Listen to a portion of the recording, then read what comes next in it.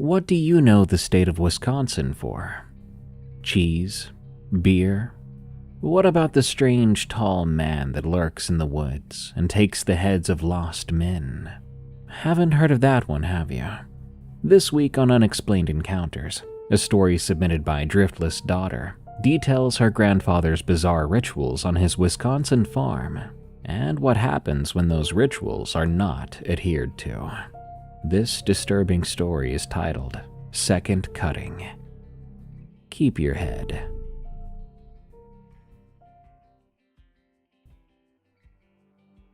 In the summer of 2009, I was 16 years old. I got sent to live on my grandparents' dairy farm in southwestern Wisconsin. They had a small operation of 40 cows milked twice a day by two people in their 70s out in the driftless hills southwest of Viroka. It was in one of those dead-end valleys the locals call coulees. The glaciers that flatten the rest of the Midwest missed that corner of the state.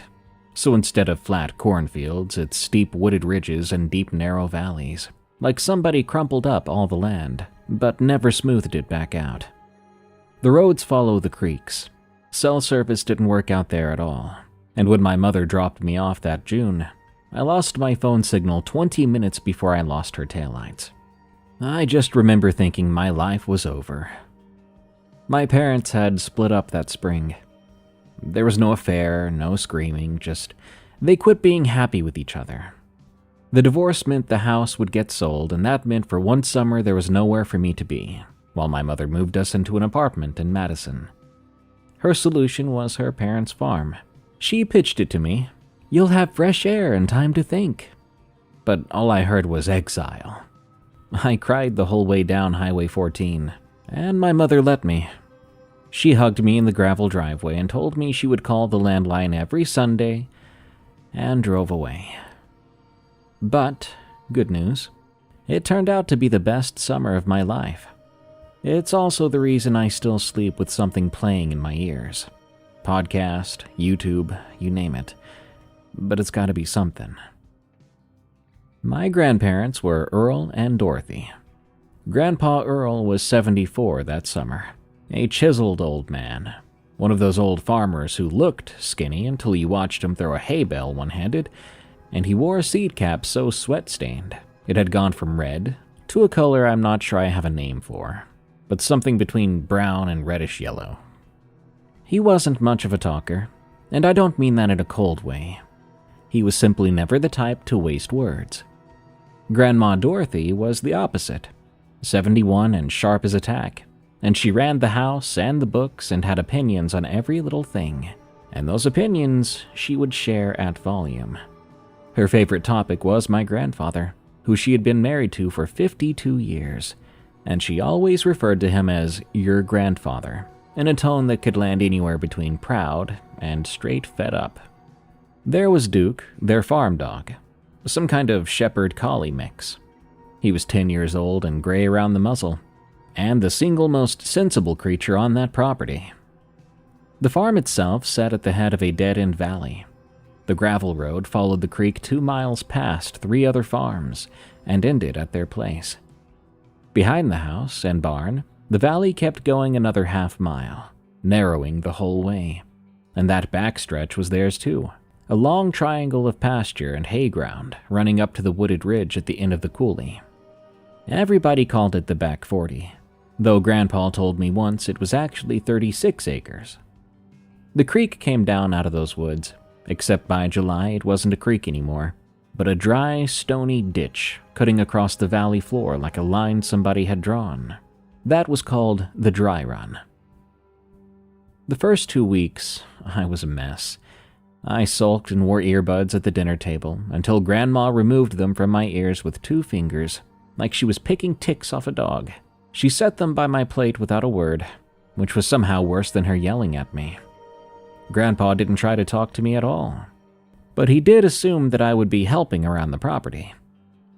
So, the second morning, he knocked on my door at 4:45 and said, through the door, "Cows don't milk themselves." That was the whole speech. I'm not sure why I got up. Honestly, I think I was too surprised to refuse him.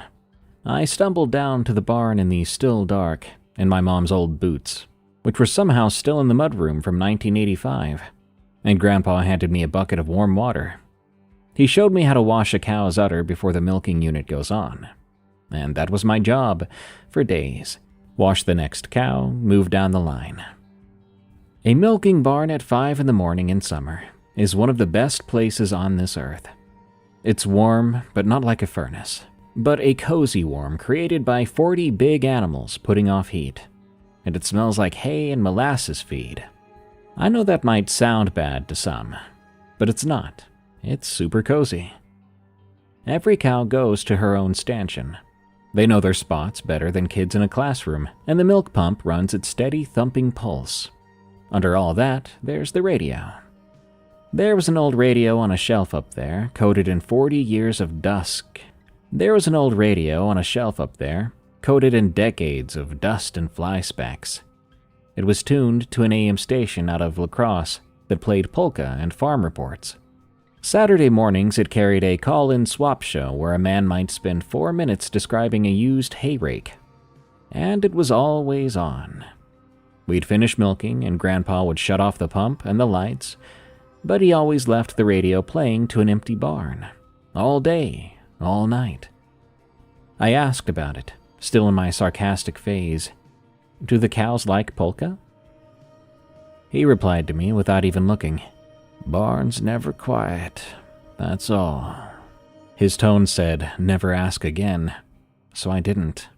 Maybe it was just old person weirdness. By the end of June, something had shifted in me. I couldn't have told you when it happened.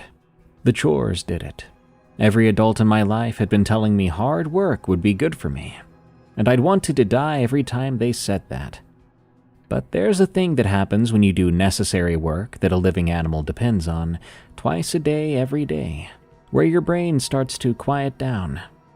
You can't spiral about your parents' divorce while you're pushing feed up to 40 impatient cows. The farm don't care about your feelings, sweetheart. And that turned out to be exactly what my feelings needed. I learned the cows first. Holsteins mostly, plus a few Jerseys Grandma called my little browns, and she spoiled them rotten. They all had names, often stereotypical names, but yeah, like Marigold. There always has to be a marigold in a cow herd. There was also Trouble, and she earned it. And Church, who once got loose on a Sunday and walked 1.5 miles down the valley. She was standing in the church lot when the 8 o'clock service let out. Cows seem to have personalities the same way people do, and by July I knew all 40 by their udders alone, which is a skill I really never thought I'd have, and not something I would ever put on a resume. I learned the routine. We milked at 5 and ate breakfast after. Eggs from Grandma's own hens and bacon from a pig they'd bought off the neighbors. The Hilfigers, spelled the exact same as the clothing brand, but no relation. The middle of the day was field work. The big meal came at noon, and they call it dinner out here. Apparently that's a rural thing in these parts. Dinner at noon and supper at night. It took me half the summer to quit saying lunch. After evening milking and supper came the part I didn't expect to love, which was the hour when nothing happened. When Grandpa read the Farm Bureau paper in his chair, and Grandma worked on a crossword at the table, narrating her opinions about it. Duke would put his chin on my foot, and there was nothing to check and nowhere to be. After the first month, I stopped feeling that phantom buzz in my pocket and just, I don't know, existed. I've spent a lot of my adult life trying to get back to how those evenings felt, but I'm starting to believe it's something you only get out in those parts, with that kind of life. Now, my grandpa. He was the hardest of the two to figure out. He taught you things by handing them to you.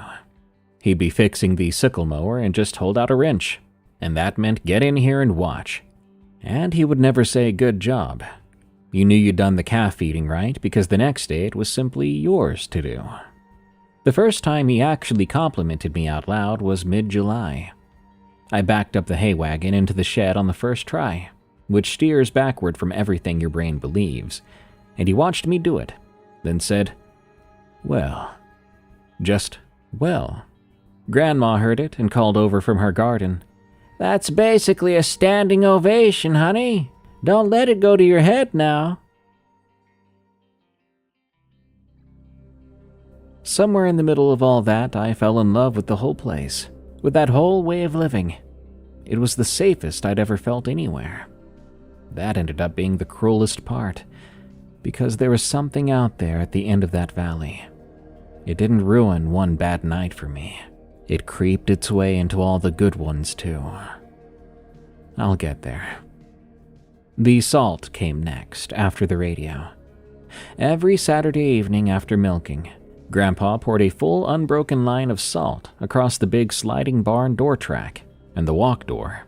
There was also a line across the bottom of the porch steps at the house, where it most likely looked like stained concrete. He kept it in an old Folgers coffee can on a shelf in the milk house, and he poured it very carefully and slowly. I was a city kid, so I assumed it was for like snails or slugs or something. But it was not for that. Then there were the Sunday walks. After dinner every Sunday, rain or shine, Grandpa walked the fence line of the back 40. Now, farmers do check their fences. That's normal. But I didn't think this was just checking the fence. He barely looked at the wire. He would walk the line slowly with the coffee can in one hand, and at certain spots and posts, not every post, certain ones, he would stop and pour a little salt at the base, pressing it down with his boot heel. The posts he salted weren't special that I could see. Some were old gray split cedar standing in a line of newer steel ones. And at the top corner of the back 40, where the pasture met the woods at the very end of the valley, there was a stone.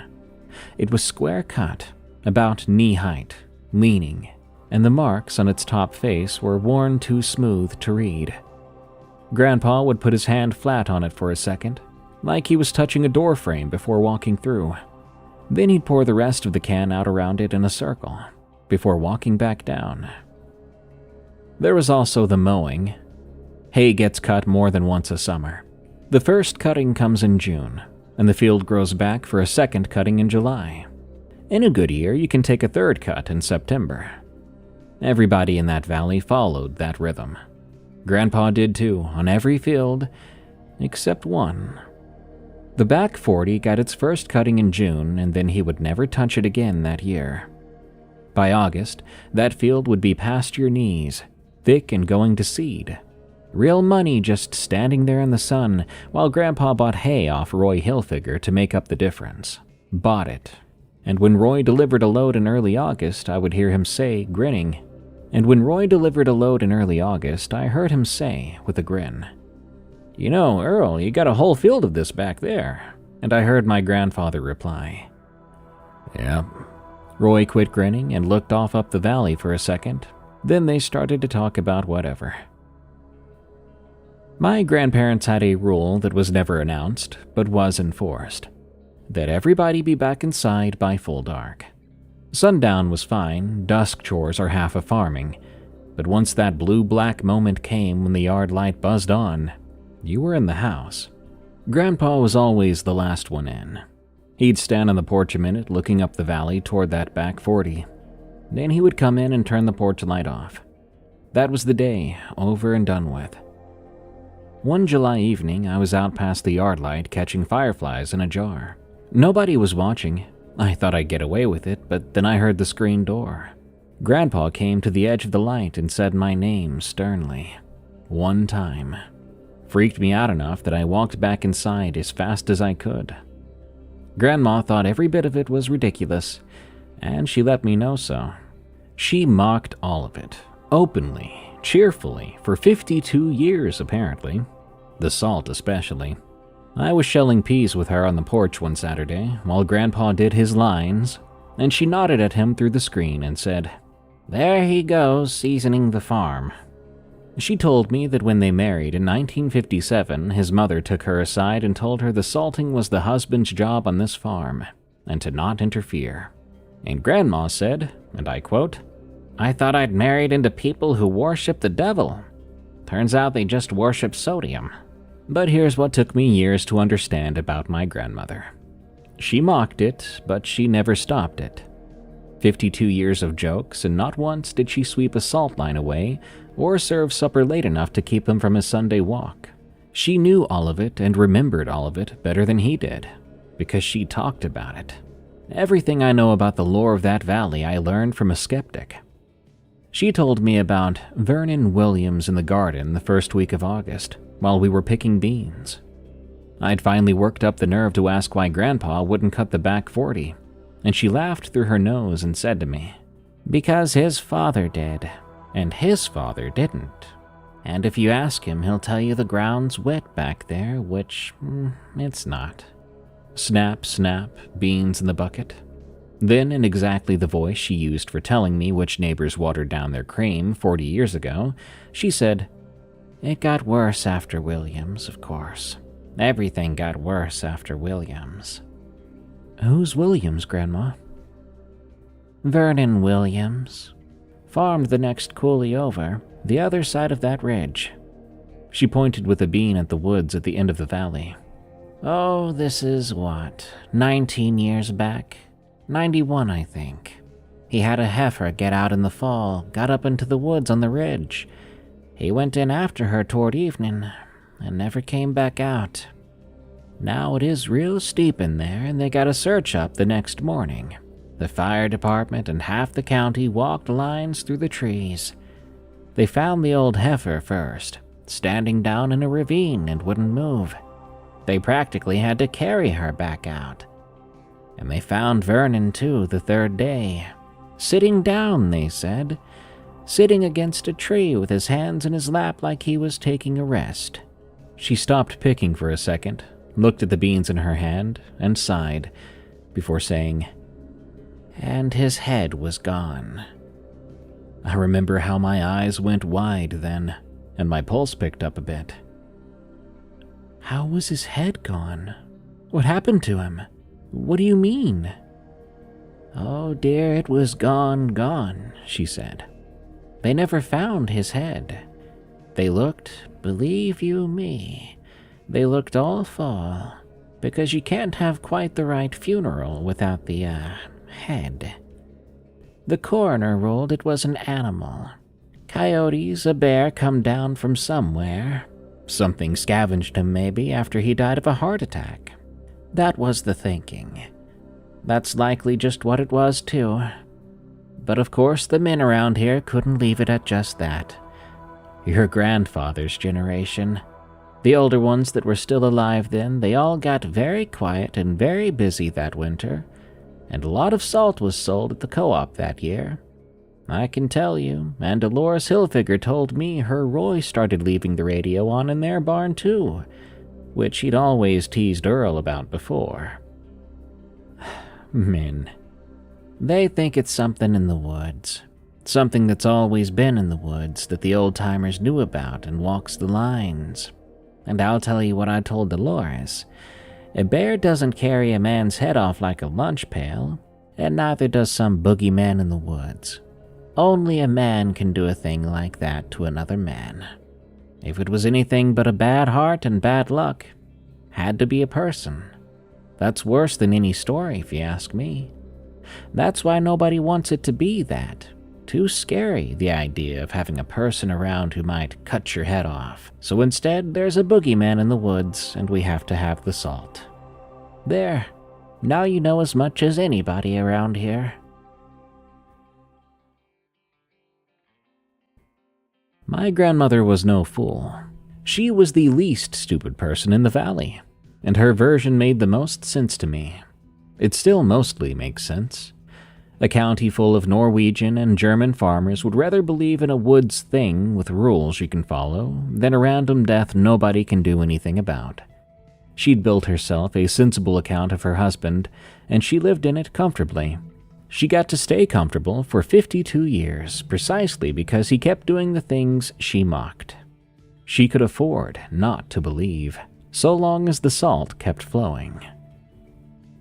I asked her what the old-timers called it, that thing out in the woods. She rolled her eyes so hard I could hear it, then said to me, "Oh, honey, they don't call it anything. That's how you know it's men that made it up. Women would have at least given it a name. Then she straightened up with her hand on her back and looked for a second at the end of the valley. It was the middle of a sunny afternoon. Then we carried the beans in. That's what I mean about receiving a warning from a skeptic. She told me it was nothing. Every part of her told me it was nothing, except when she herself checked, the way she eyed those mountains and those woods. August was a hot one. The creek had been down to nothing since July. Duke was the first one whose behavior actually started to scare me. Duke went everywhere on that farm all day, making rounds like he was the shift manager. But Duke would not cross the dry run. I'd noticed it vaguely all summer, the way he'd trail us on the Sunday walk as far as the crossing, then just sit in the grass, ears up, waiting until we came back. The first week of August, I decided to test him.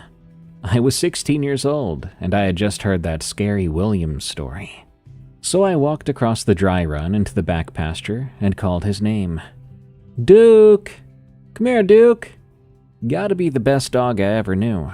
He minded you like a soldier. He walked to the very lip of that stony ditch and stopped like it was a wall of glass and started to whine. When I called again, sterner now, he did something I never saw before or after. He barked at me, twice, angrily, a tone I'd only ever heard him take against strange trucks. Then he walked 10 feet back toward the barn, sat down facing me, and waited for me to be sensible. I came back across, of course, and the moment I stepped over the dry run, he was all wags and apologies, pushing his head into my hands and glancing past me at the back 40 the whole time. I stood there scratching his ears with my heart going a little quick for no reason I could point to, and I remember actually saying it out loud to him, the stupidest sentence of my summer. I told him, "There's nothing back there, you big dummy." The cows agreed with the dog. You see, the back 40 was supposed to be grazing for the heifers, the young stock, but that August they wouldn't stay back there at all. Grandpa would move them across in the morning, and by afternoon they'd be bunched at the corner closest to the barn, and the grass would be there untouched.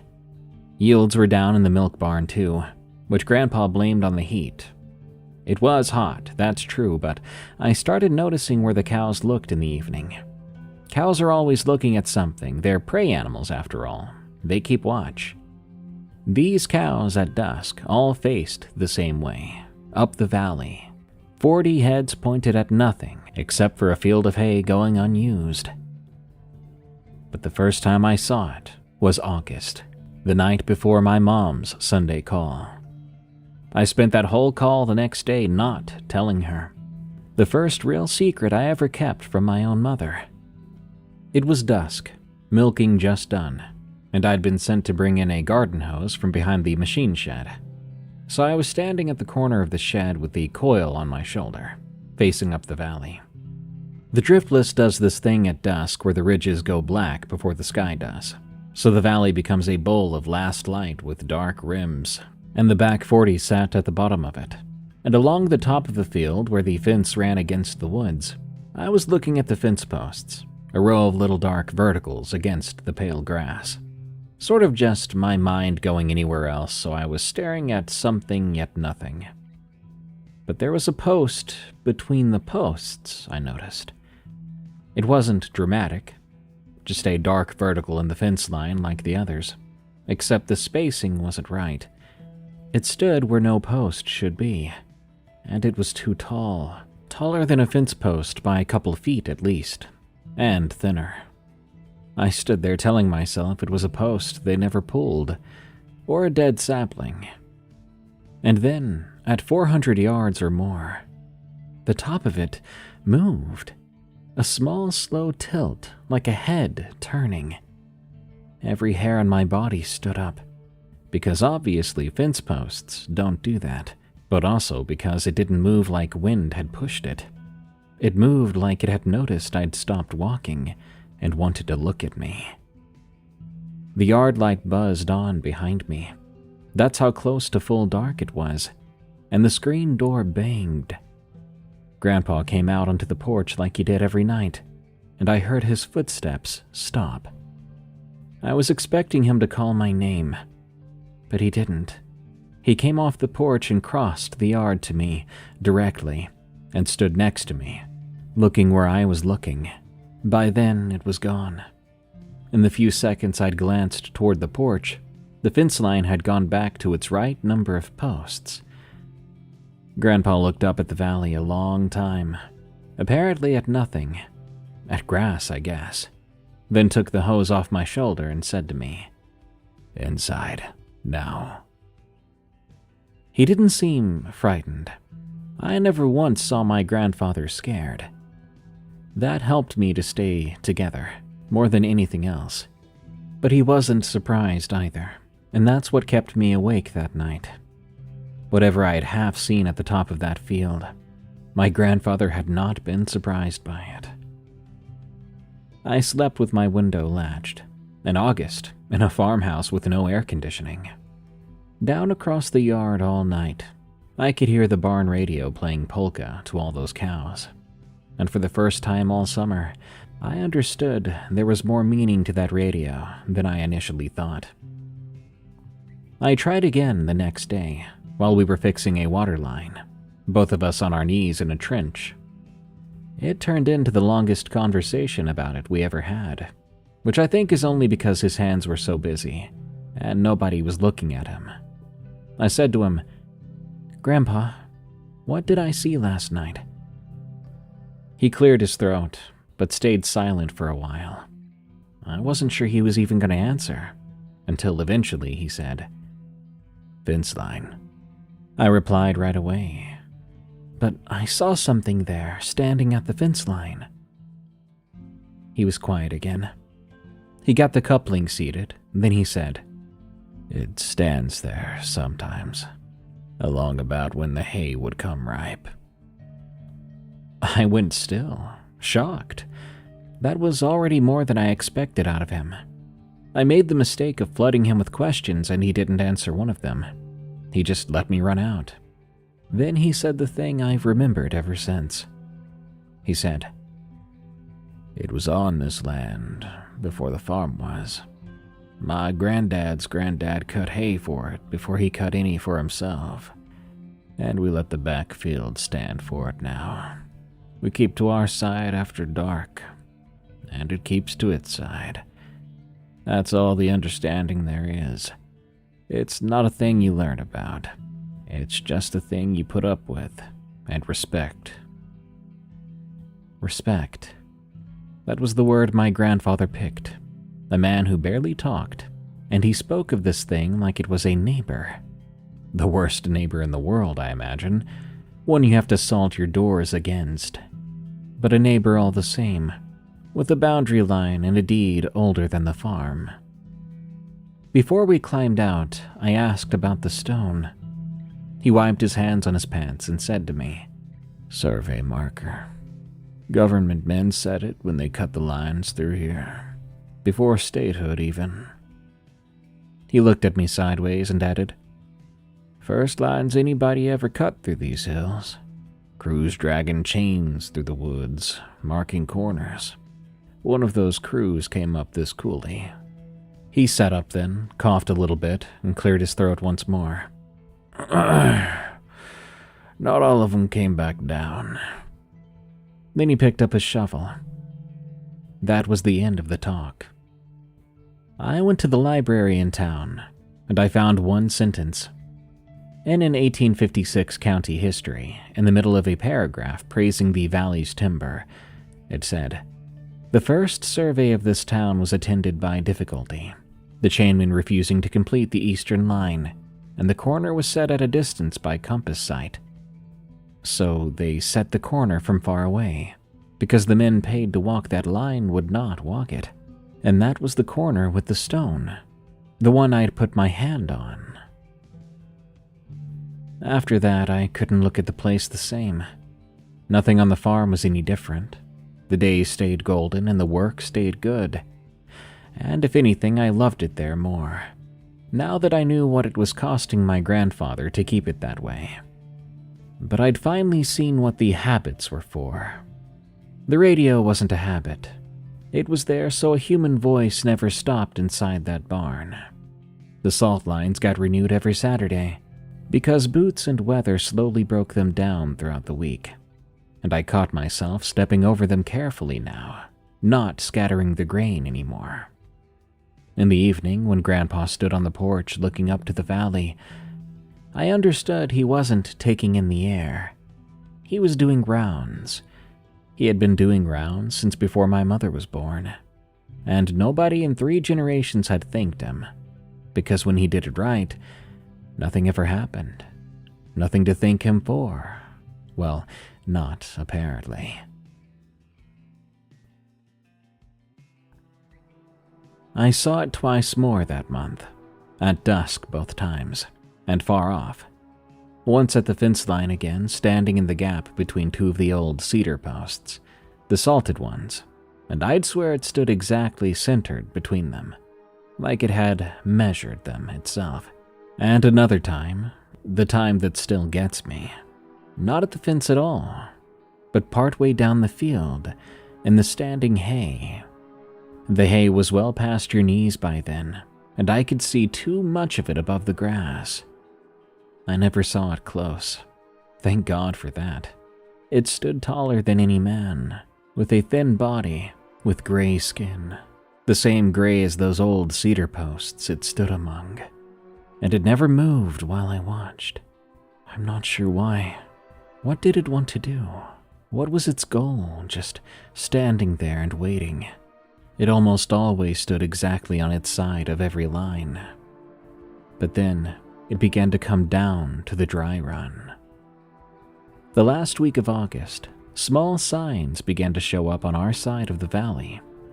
On a farm, you know your ground like you know your own kitchen, and you notice when something's been moved. It started with Duke. He stopped making his rounds, and he pulled all his little patrols in close. He spent his nights on the porch facing up the valley, and some mornings he was hoarse. He had been barking in the night, alone, at nothing we ever saw or heard, until his voice wore out. So Grandma started letting him sleep inside, which she had sworn for a decade she would never do, and she made a joke about going soft, but no one laughed. Duke slept on the kitchen floor with his body against the door. Then it was the heifers. One morning, 3 of them were out, through a fence in the night, and not the back fence, the near one. They'd broken out of the safe pasture toward the barn, and we found them at dawn pressed against the barn wall, under the eave like cattle huddled against a windbreak in a blizzard. Except the night had been dead calm. The wire was pushed over from the pasture side. They'd apparently hit it running, and in a soft spot along the dry run, there was a mark. It wasn't any kind of footprint. It was a long, narrow pressure mark, deep at one end, like a heavy post had been set down there and leaned on, then picked up again. Grandpa stood over it, fixated on it. Then he hitched an old harrow to the tractor, which he pulled to smooth out dirt, and dragged that whole strip of ground flat. I know that he wasn't erasing it to just get rid of it, like it was nothing. He was removing it because Grandma walked that way to her raspberry patch.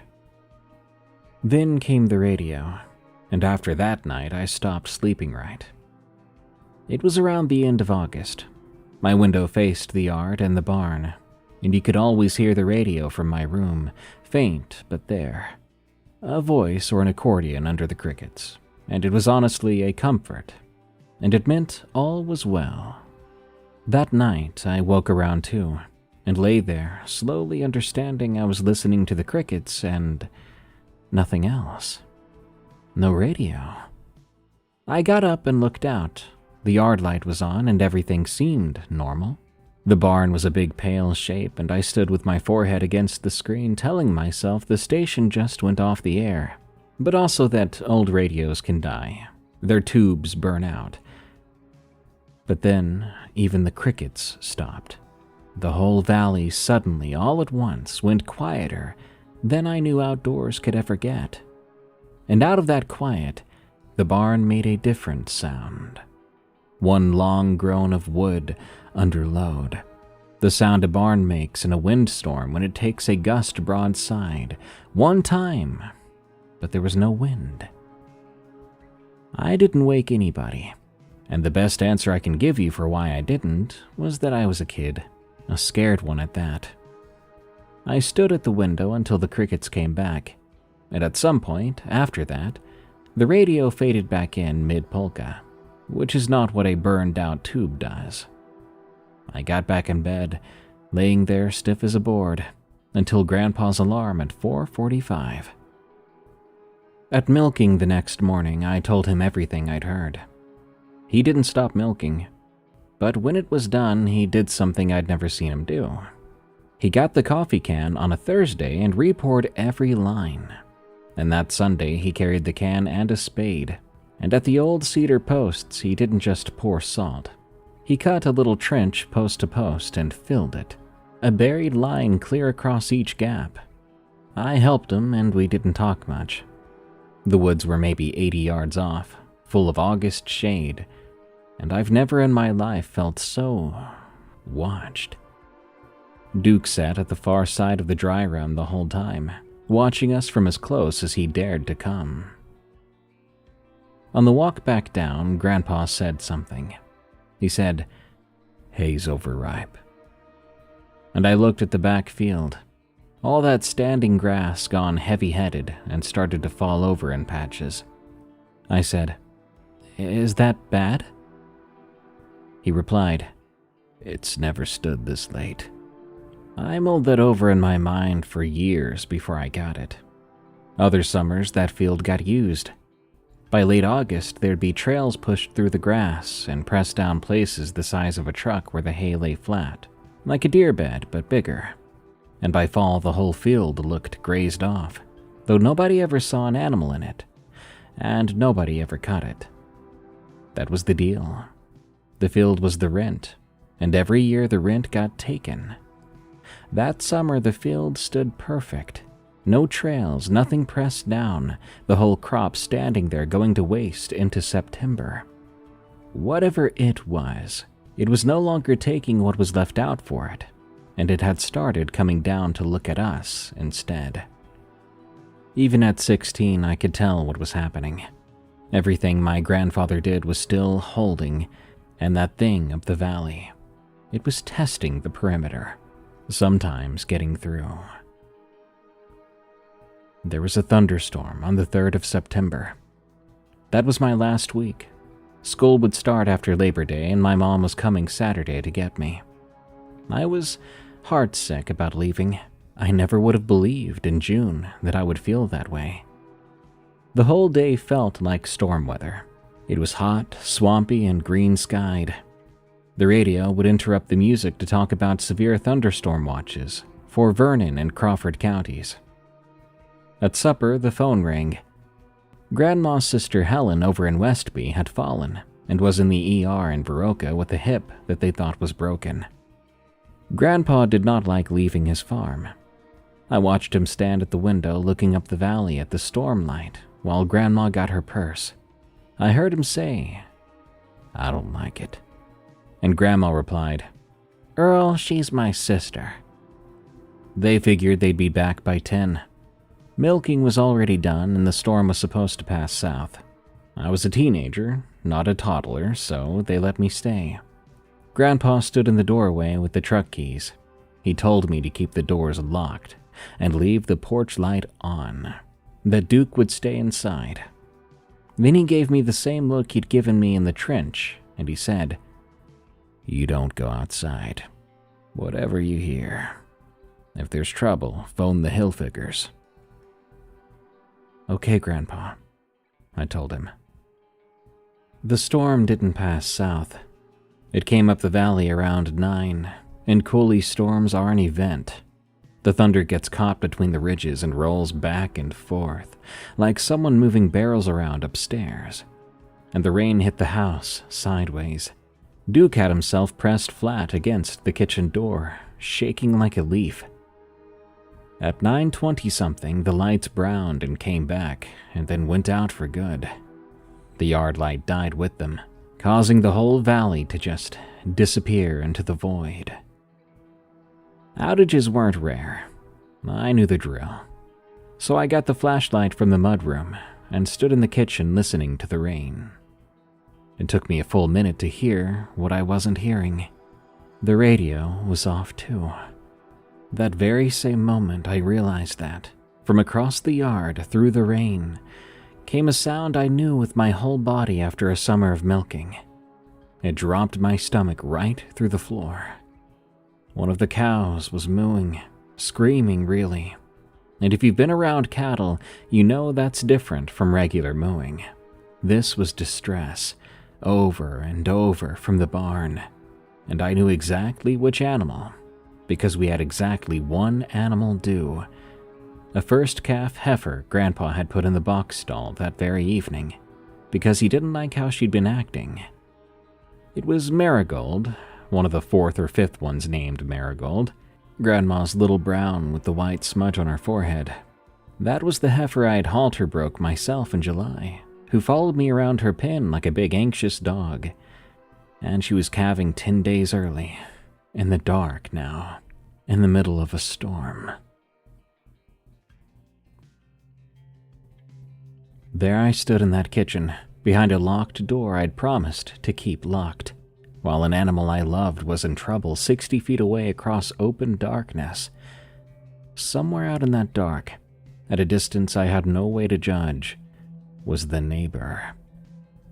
I called the hill figures first. The line was dead, unfortunately. The storm had taken it down, or it went out with the power. And Marigold out there kept on screaming, rawer this time, and I thought about what might happen to her and her calf with no one there. You could lose them both in an hour. I thought about telling my grandfather I just stood in his kitchen and listened. Is that what he would do? What he would be proud of? I didn't think so. So I grabbed a lantern from the mudroom, and I put on his barn coat because it was closest, and it smelled like Grandpa, like hay and machine oil, and I think that helped me to get across the yard as much as the lantern did. Anyway, Duke stood at the door with me. I asked him, "You coming?" That dog looked up at me, then at the door, and lay down on the floor with his ears flat. And he gave me a whine. That dog was scared, and I wasn't sure if it was the storm. It was then I was beginning to think that that yard was not empty. I went anyway. The whole plan was to get to the barn, bar the door behind me, and wait for headlights with Marigold. I opened the kitchen door and the rain was already slacking, and the thunder had rolled off down the valley, so the lightning came late and low behind the ridges. I put the flashlight beam on the barn door 60 feet away, and I didn't sweep it around the yard. I did not want to see who or what else was out there with me. I had only one goal, one destination, and that was all I needed to see. In my head, I thought, if I didn't see something, it couldn't see me, so I could just keep walking. So I kept the beam on the door and just walked. The crickets had stopped. So had the frogs down at the creek. And about halfway across from up the valley, from some distance the dark made impossible to judge, one strand of fence made the sound wires make when something presses it down to step over. That low singing twang, then the softer sound of it coming back up. God, I wanted to run then, but I kept myself from doing it. It wasn't because I kept my head. My legs had gone so weak that walking was the best they could do. That's how scared I was. I got to the barn door. I saw that the salt line in the track had washed to a sodium slush. I rolled the door back and got inside, rolling it shut behind me and dropping the bar. I stood in the dark of that barn, with those dozens of cows breathing around me. Every single one was on her feet. If you don't know, cows lie down at night. They stand up when something is wrong. There were 40 animals in there, standing in the dark without a sound, every head turned toward the far end of the barn, the end that faced up the valley. Marigold was down in the box stall in the light of my lantern, and the calf was coming. It was coming right, thankfully, 2 little hooves and a nose, a textbook birth. She just needed time and calmness when neither of us currently had any. I got in there with her, and I got her head in my lap like I'd seen Grandpa do with a downed cow. I talked to her, low and steady, half instructions I was remembering out loud, and half nonsense. At some point I understood I wasn't only talking for her. The radio was dead, and my voice was the only human voice in the valley. So for both our sakes, I dared not stop. But it came to the barn while the calf was being born. Things were finally moving with Marigold when I heard, over her, the fence at the near pasture. That same twang and release, close now, followed by nothing for a while. But then there were footsteps. I know what I heard. The steps were slow and too evenly spaced, yet too far apart. Each one landed flat all at once, like somebody setting the end of a heavy post down in the wet gravel over and over. It went along the barn wall away from me, one slow, flat step at a time, and every cow in that barn swung her head to follow it, but not one of them made a sound. At the far end, it stopped, and it knocked. There were 3 slow knocks on the boards, way up high on the wall, higher than the hay-mow door, each one heavy, and it wasn't testing the wall. I think it was letting me know it was there. The whole barn frame carried it down to me through the beams. Marigold pushed, and I heard myself get louder, and what came out of me wasn't a prayer. I recited the milking order, all 40 cows, stanchion by stanchion, starting with church at the front of the barn and going stall by stall toward the back. My voice shook so hard the names came out in pieces, but they came out, and I kept them coming, because it was the one thing I knew by heart, start to finish. Calves come all in a rush at the end, so there she was, a wet heifer calf in the straw all of a sudden, and Marigold turned around and began to lick her baby. The calf sneezed and shook her little ears. The rest of the barn was quiet. I didn't even know when the footsteps and knocking stopped. I lay in the straw with my back against the boards and listened, and a ways off, headed up the valley, the fence sang once more, far away. Moments later, the crickets came back, just a few at first, and eventually all of them. About 20 minutes after that, light swung across the barn windows, headlights in the yard, and I heard the truck doors. I heard my grandfather shout my name.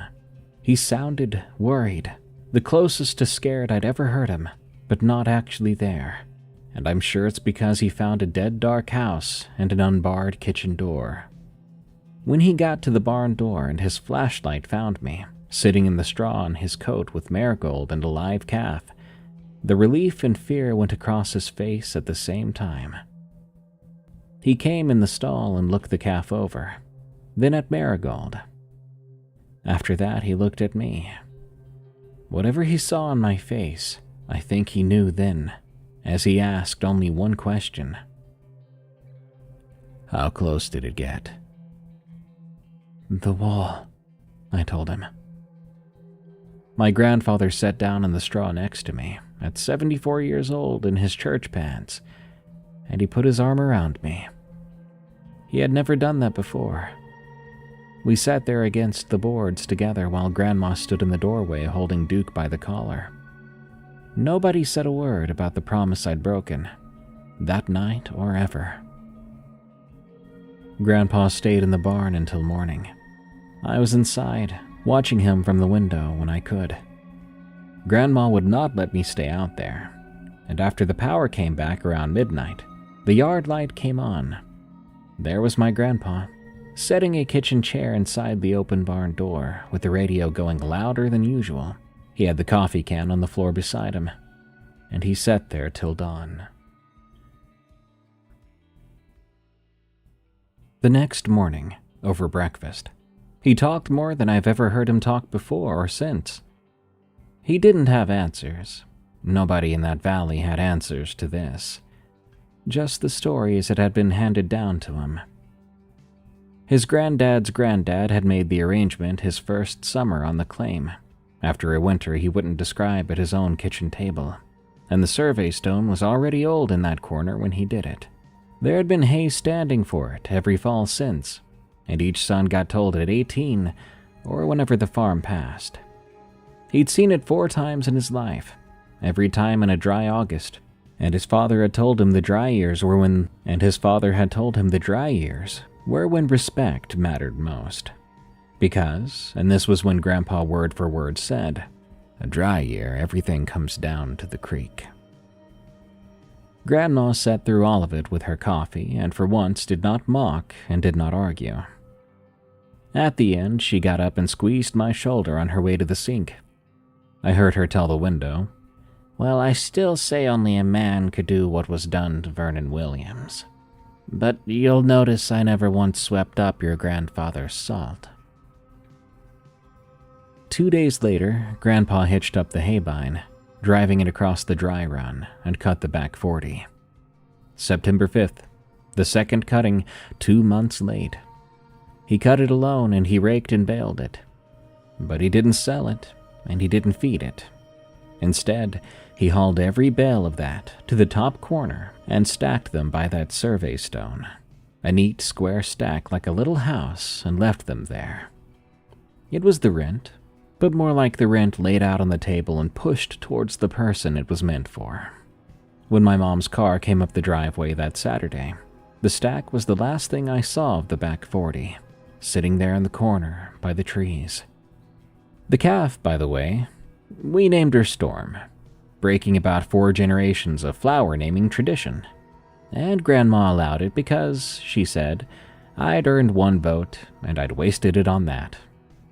I went back every summer through college, and it all held. Duke lived to be 14 and never crossed that dry run once. Grandpa kept his rituals, his respect, another 9 years. And when his hips finally couldn't walk the fence, I walked it, with him riding the 4-wheeler alongside me, telling me which posts. I learned to pour those salt lines slow and even, pressing the salt down with my heel. Grandpa died in 2018 in his own bed, and I think that's how every farmer hopes to go. I swear half the town came.